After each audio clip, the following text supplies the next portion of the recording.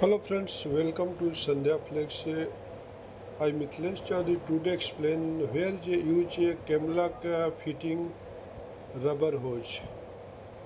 Camlock fitting rubber is so many places uses like this petroleum road and rail tanker unloading rubber hoses and some places cement industries bulker unloading rubber hoses and some places agriculture chemical transfer.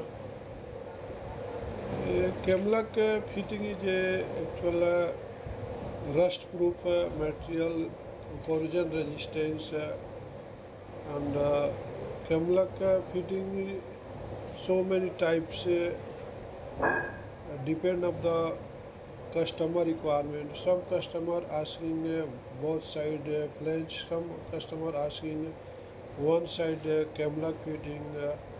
There's in the Camlock fitting is two parts is there. One is called adapter, second is a female coupler. Extend the handle of the coupler outward and place the connect size male adapter into the female counter.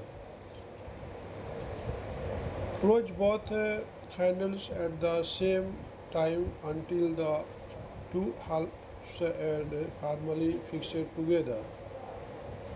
Camlock fitting is just save the time and save the maintenance.